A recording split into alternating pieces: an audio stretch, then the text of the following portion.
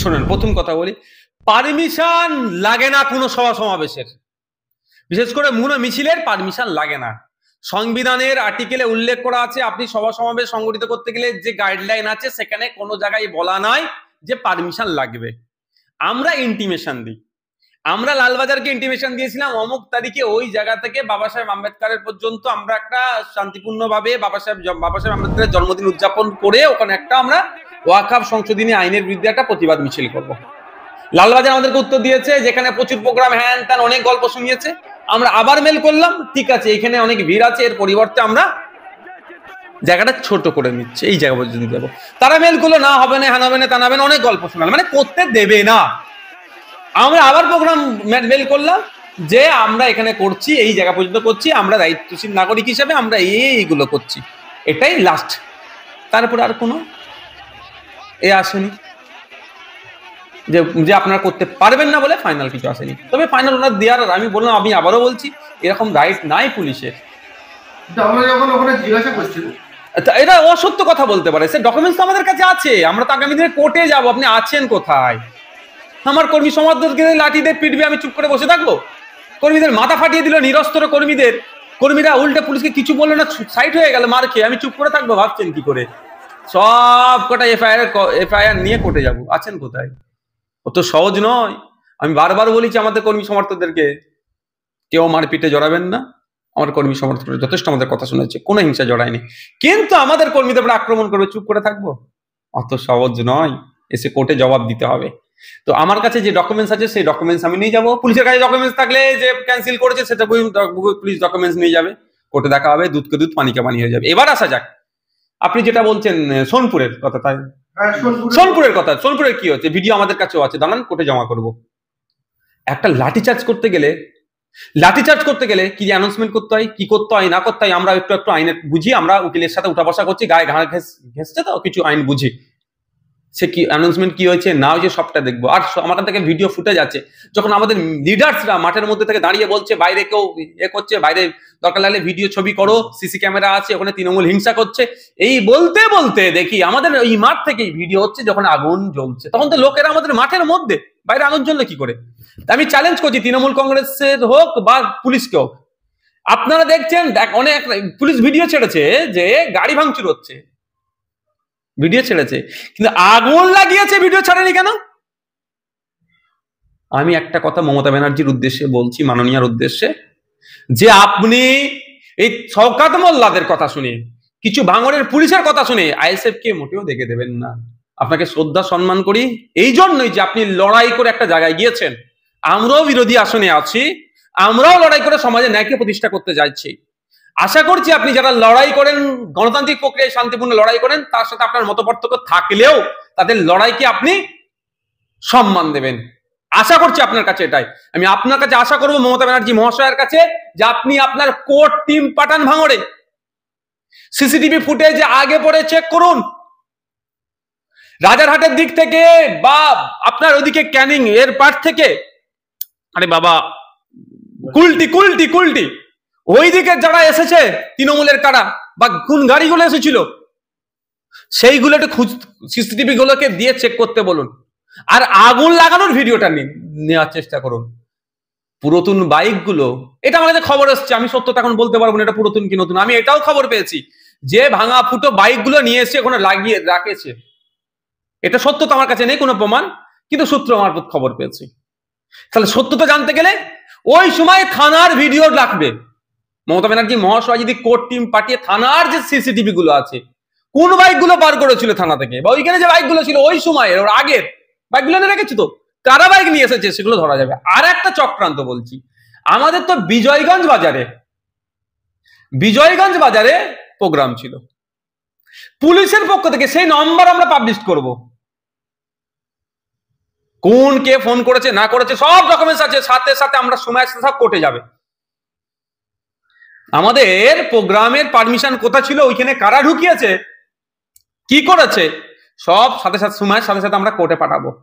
কারণ বলছে এটা পুরো পরিকল্পিত, লোকাল কিছু পুলিশ মিলে আর শওকত মোল্লার দায়িত্ব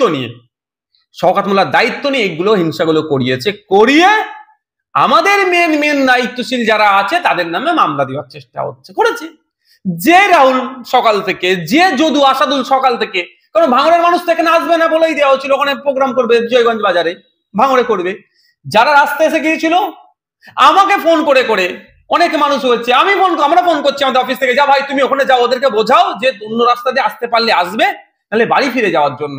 না উত্তেজিত মানে চিৎকার চেঁচামেচি হচ্ছে, পুলিশ মানে লাঠিচার্জ করবে, আমি ফোনটা পুলিশকে দাও, আমি পুলিশকে বলছি একটু ধৈর্য ধরুন, আমি তাদেরকে পাঠাচ্ছি। এই ধরনের পুলিশের সাথে আমি কথা বলেছি, এবং লাউড স্পিকারে মাইকে ফোনটা দাও, কেউ উত্তেজিত হবেন না, কেউ ফাঁদে পা দেবেন না, অনেক কথা বলেছি, আপনাদের কাছেও রেকর্ড আছে।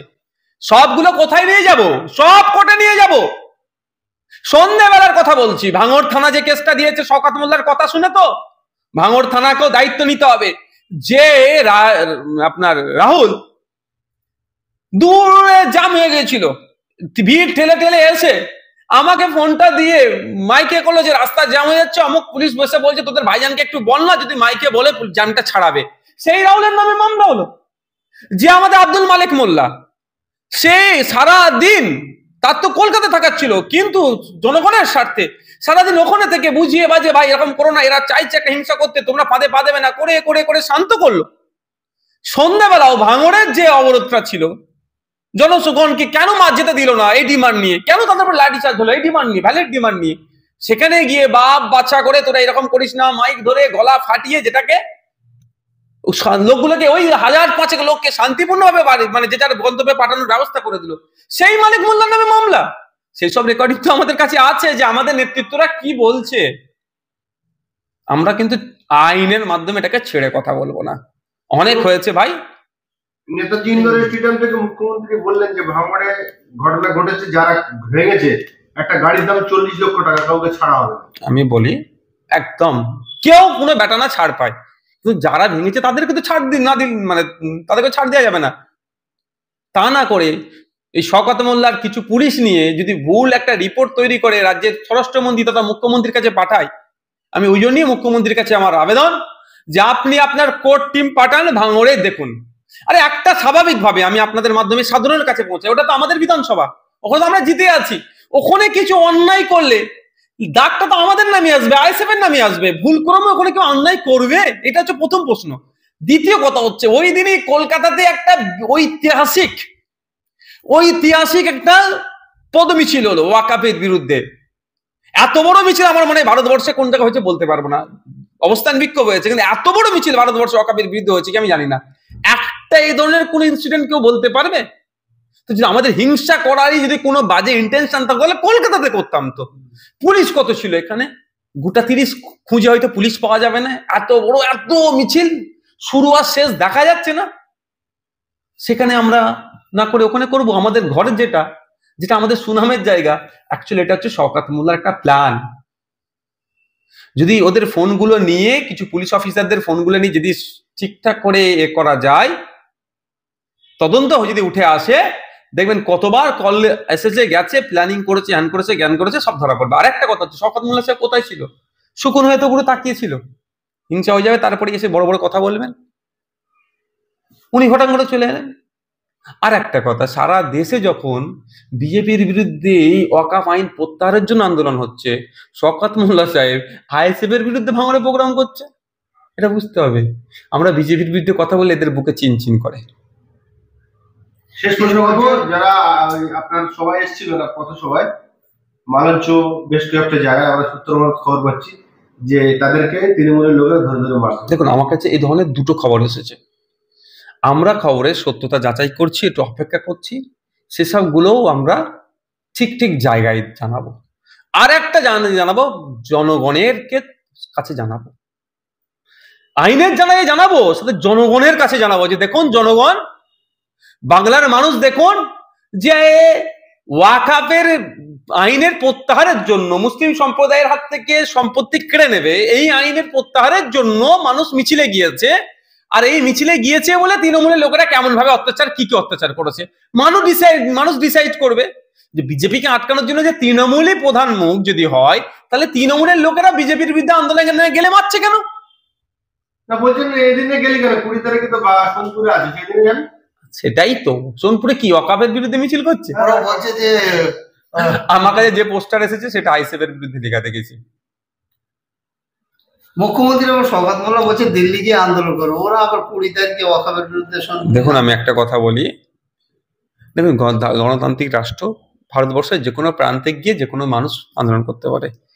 পশ্চিমবাংলায় আন্দোলন হবে, মহারাষ্ট্রে হবে, উত্তরপ্রদেশে হবে, কাশ্মীরে হবে, লুধিয়ানাতে হবে, আহমেদাবাদে হবে, সব জায়গাতে হবে।